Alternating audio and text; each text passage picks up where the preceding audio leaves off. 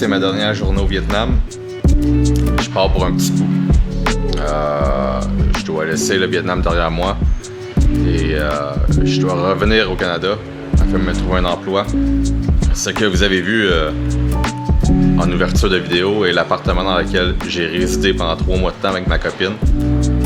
Ici, c'est l'appartement de ma copine. Elle vit ici depuis un bon 3 ans. Pour un appartement vietnamien très typique, c'est quand même un grand appartement. C'est pas le grand luxe, mais pour moi, c'était suffisant. Puis j'ai appris à bien vivre ici malgré certains défis que j'avais, du genre peu d'espace, pas d'eau chaude, pas d'air climatisé. On s'y fait, on s'adapte un peu à n'importe quoi dans la vie. Quand on veut, on peut. Je voulais vous montrer ça avant de partir parce que je trouvais ça intéressant de vous montrer un peu la réalité dans laquelle les Vietnamiens vivent pour la grande majeure partie. C'est pas vrai que les Vietnamiens vivent dans des grands hôtels ou des grands appartements. Même moi, le dernier appartement que je m'étais procuré il y a quelques mois, je payais 6 millions par mois avec les frais d'utilité comme eau chaude, électricité, air clim qui va dans l'électricité, on s'entend. Je payais en totalité 7 millions avec les frais d'utilisation. Ma copine, elle paye 3 millions, 3,2 millions par mois. Donc c'est ça la réalité, guys. Les gens ici font pas des gros salaires. Mais il y en a beaucoup qui vont avoir la clim, mais qui vont avoir un très petit appartement. Ma copine, elle est un peu plus chanceuse. Elle a un plus grand appartement, mais avec moins de luxe. Donc sur ce, je décolle vers Montréal. Je pars de Da Nang au Vietnam. Et j'ai environ, sans délai, 31 heures à faire, avec 3 escales. Le premier à Séoul, en Corée du Sud. Le deuxième à Vancouver, au Canada. Le troisième en Alberta, à Edmonton. Et le dernier vol vers Montréal. C'est vraiment pas facile pour les Vietnamiens de voyager au Canada. Sachez que la réalité ici est qu'ils sont très limités dans les voyages qu'ils peuvent faire. Puis le gouvernement canadien est très sélectif sur les gens qui peuvent venir dans le pays, même si présentement on a tendance à croire que les immigrants arrivent et qu'ils se permettent tous ce qu'ils veulent. Il y en a beaucoup pour qui c'est très compliqué, dont ma copine. Puis elle n'a même pas l'intention de devenir résidente permanente. Elle veut juste venir en tant que touriste et revenir au Vietnam, puis c'est très complexe. Donc sur ce, on se voit un peu plus tard. Je vais commencer par faire ma valise et on se voit plus tard.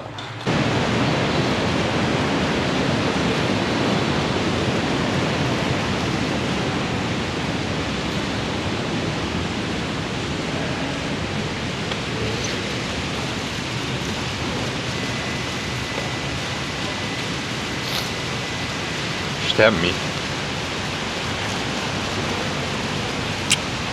Je t'aime. Je t'aime.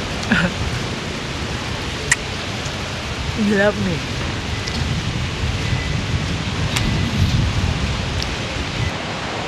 Can you say something? Don't film me. No. Mi est émotive. Moi aussi.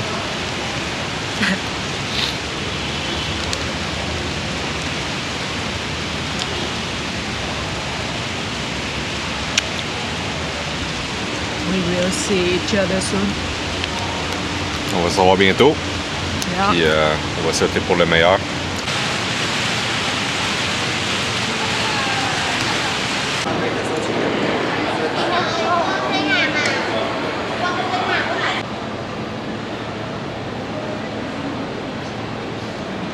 Le plus dur vient d'être fait de dire au revoir à ma copine pour je sais pas trop combien de temps. Ça a été tough. Ce que je trouvais le plus compliqué là-dedans, c'est de l'avoir pleuré. Puis je voulais pas qu'elle s'empêche de pleurer, c'est juste que c'est dur de voir ta copine pleurer de même. Puis depuis 2 jours, elle pleurait beaucoup. Donc pour moi, c'était de la rassurer comme quoi on va se voir bientôt éventuellement, qu'on va travailler ensemble pour que notre couple fonctionne. Puis pour faire en sorte que soit qu'elle vienne le plus rapidement possible au Canada me rejoindre pour une visite, parce qu'elle ne peut pas devenir une résidente permanente, ou bien que moi, je revienne au Vietnam le plus rapidement possible lorsque j'aurai fait assez d'argent pour être capable d'avoir un train de vie là-bas. Mon seul hic, c'est que une fois au Vietnam, je fais pas d'argent. Donc ça fait 1 an que j'ai voyagé au Vietnam. J'ai pas fait une scène depuis 1 an. Le coût de la vie là-bas peut être relativement bas. Si vous savez à peu près comment économiser. Moi, j'ai découvert avec le temps comment faire, surtout grâce à ma copine. Donc, à refaire une autre année, mon année me coûterait beaucoup moins cher que l'année que j'ai vécue au Vietnam. Ça, c'est certain. Reste qu'il me faut une source de revenus parce que je peux pas vivre éternellement au Vietnam sans revenus. Donc, mon but présentement est de retourner au Canada, de coffrer de l'argent pour avoir une meilleure base et ensuite bâtir quelque chose de plus solide avec Mi. Fait que Mi, prends soin de toi. Fais pas de conneries. Puis fais-toi du bien. On va se revoir très vite. Je t'aime, Mi. Je suis arrivé à l'aéroport d'Edmonton, en Alberta, au Canada. Ça doit faire à peu près 28 heures que je voyage maintenant, sans arrêt. Je n'ai pas 32 heures total. Donc il me reste à peu près un petit 4 heures à faire d'avion. 4 heures et demie.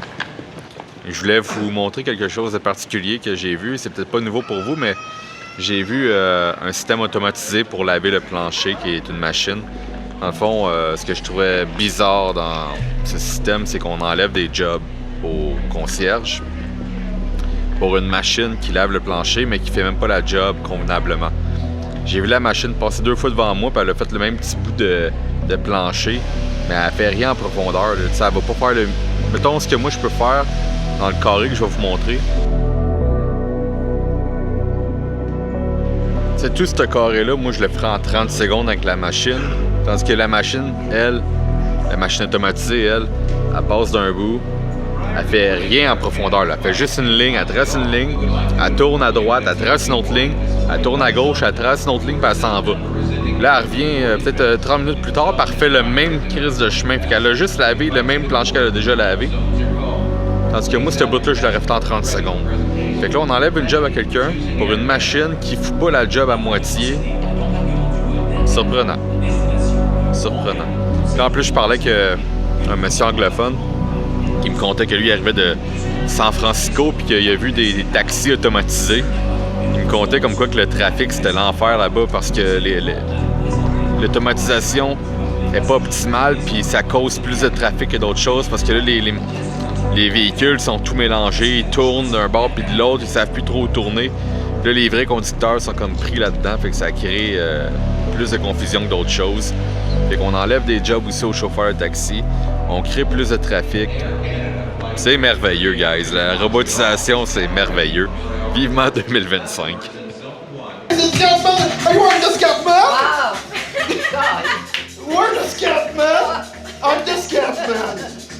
Why would you play ça again and put it on my fucking gun tabarnak, c'est pas gros. Holy fucking shit, man!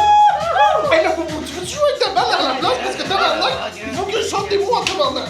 Mais là, c'est des trop dur. Hey! Oui, I'm the scat man.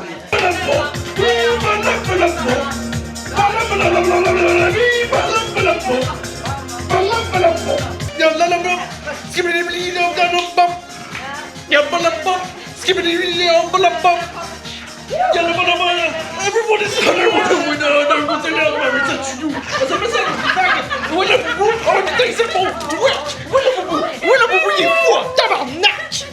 holy shit!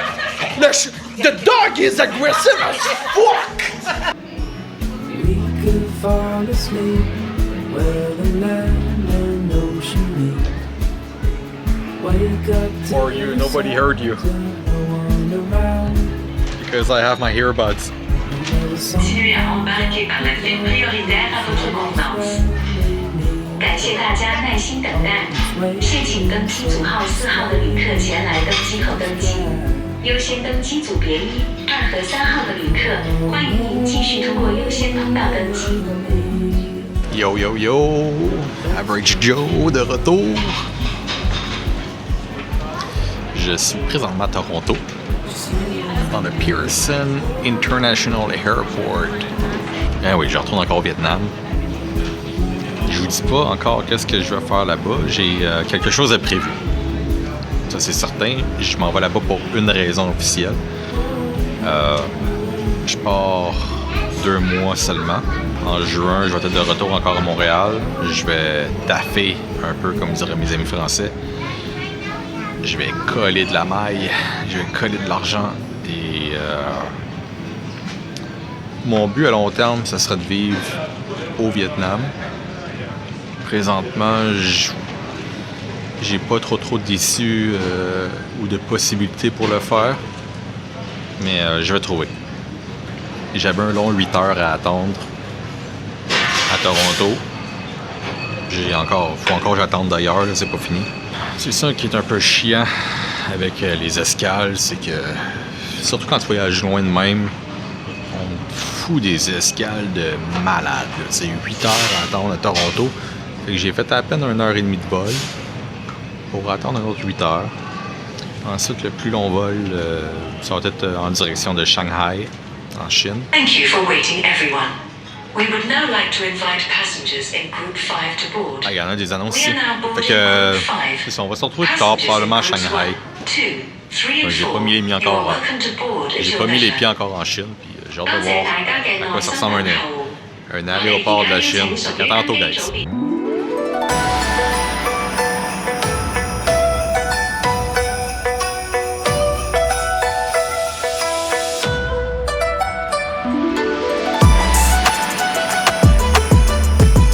Une escale en Chine, je pense que je n'avais parlé à Toronto, comme quoi j'allais arrêter à Shanghai.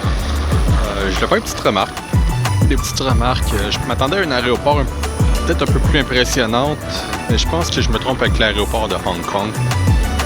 Où est-ce que j'ai vu des photos puis c'était comme futuristique. Là. Ici, ça fait penser à n'importe quel aéroport, honnêtement. C'est gros, mais ça fait penser à n'importe quel aéroport. C'est juste énorme. Sinon, la ville en tant que telle, quand que je volais par-dessus en avion, je trouvais que c'était une des plus belles villes que j'ai vues par la vue aérienne. Vraiment impressionnant, toutes les lumières. À Montréal, là, je pensais à ça, puis j'étais comme, nos lumières à nous, là, ils seraient toutes à moitié mortes, à moitié éteintes, parce que le monde ne les remplace pas. Où il y a un laisser-aller, mais ici j'ai l'impression qu'il n'y a pas de laisser-aller comme à Montréal. Les gens ont l'air très très fiers de faire les choses très méthodiquement, puis des fois même je trouve que c'est un petit peu trop, là, côté strict, côté loi. Mais c'est pas ici de toute façon que je m'arrête, donc ça me dérange pas, puis en tant que tel, le Vietnam, c'est pas tant différent.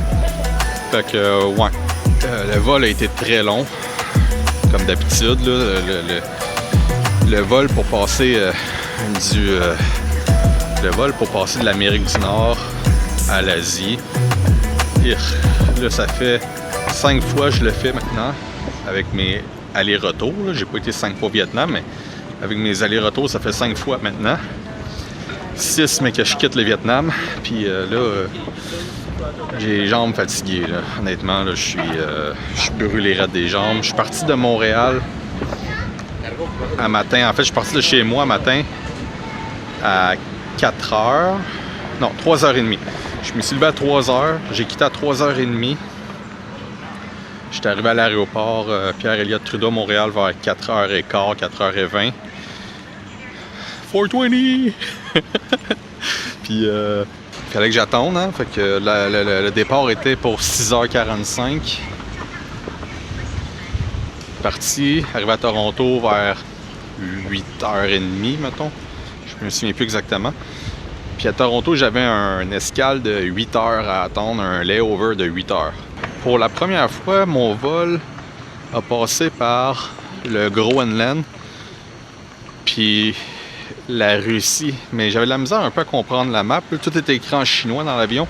Mais ouais, c'était la première fois que je traversais par l'autre côté et non par l'Ouest canadien, le Pacifique. Après ça, généralement, j'arrête soit en Corée ou au Japon. Là, c'est la première fois que je mettais les pieds aujourd'hui en Chine.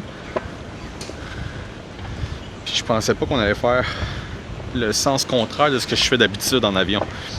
Ça m'a paru plus long que d'habitude aussi, là. Je pense même pas que j'ai dormi, honnêtement. C'est un vol d'à peu près 14 heures, 15 heures, si je dis pas de bêtises, là. Regarde, gros minimum 13 heures, maximum 15 heures, donc, entre les deux. Puis j'ai pas dormi là-dedans, là. Je pense que j'ai dormi 1 heure. Puis dormir, c'est un gros mot, là. J'ai fermé les yeux seulement. Mes jambes m'élançaient, puis pourtant, là, tu sais, mettons, vous me diriez, prendre des pilules pour dormir, je n'ai pris, là, j'ai pris de la mélatonine, 10 mg, ce qui est le plus élevé en vente sur tablette. Puis ça m'a pas fait effet ben. Là, tu demandais, je me sentais un petit peu comme plus lourd, mais j'ai pas pu dormir. Là, il est 7h52.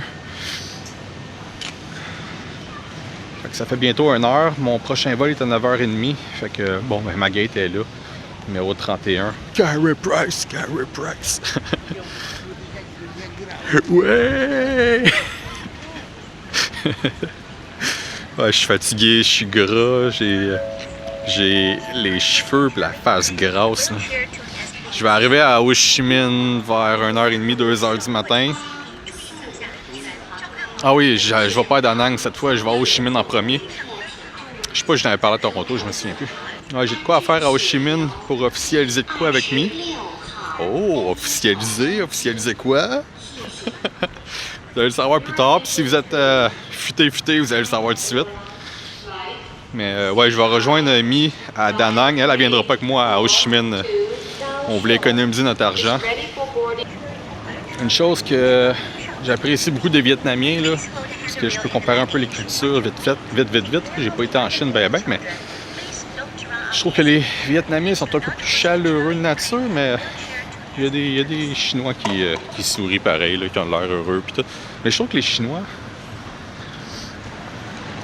sont, en termes d'attrait physique, là, ça c'est personnel, mais je les trouve moins beaux. Puis s'ils sont, mettons les femmes, là, sont vraiment belles, là, souvent c'est parce qu'ils ont de la chirurgie à grandeur de la face, là. C'est pas de la chirurgie extrême comme nous, avec les grosses babines de canard, mais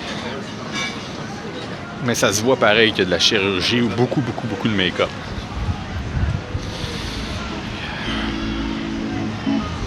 Je trouve que les Vietnamiens, puis les Vietnamiennes, surtout les Vietnamiennes, parce que les Vietnamiens, ils sont pas très beaux, là. Je suis pas gay, mais je suis capable de reconnaître la beauté. Tu sais, moi, mettons, je suis un 4 sur 10, là. Un Vietnamien, c'est genre... Un Vietnamien normal comme moi, ça serait un 2, là. Ils ont des grosses mouches ici avec un long poil qui dépasse à peu près 2 mètres. Puis ils ne couperont pas. Alright, fait que j'en reviens quand je vais être rendu à Saigon, puis que je vais avoir probablement loué ma moto Grab pour aller à ma chambre. C'est pas un hôtel, c'est une chambre que j'ai pris là, pour 3 nuits. Mais ça se peut que je fasse pas 3 nuits à Saigon. Ça va dépendre de comment ça va se passer avec les papiers là-bas. Là. Alright, on se voit plus tard.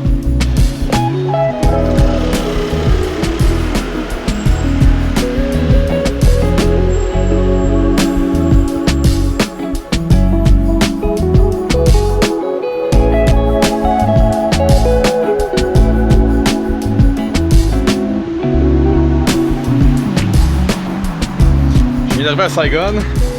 Il est 3h du matin.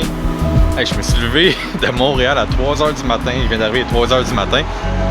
Pour ceux qui ont jamais pensé au décalage horaire, là, c'est pas 24 heures, c'est 36 heures. Parce qu'il faut ajouter un 11-12 heures à cause du décalage horaire. À cause que quand on voyage vers l'Est, le temps avance. Parce que dans l'Est, ils vivent dans le futur. Ils savent tout avant nous, au moins 12 heures, 13 heures, 14 heures à l'avance. Bon, là, je vais pas faire grand chose. Je m'en vais juste chercher de l'argent parce que j'ai pas de monnaie. Puis j'ai besoin de boire de l'eau parce que je suis déshydraté. Après ça, je vais aller me coucher. Puis demain, ben mon vlog, je vais vous montrer un peu qu'est-ce que je fais. J'ai de quoi de prévu, rien d'exceptionnel, mais j'ai de quoi de prévu pareil. Puis je vais vous montrer ma chambre, puis juste on va visiter Saigon en plein jour. Là. Et regardez un petit marché ici, ouvert à 3h du matin.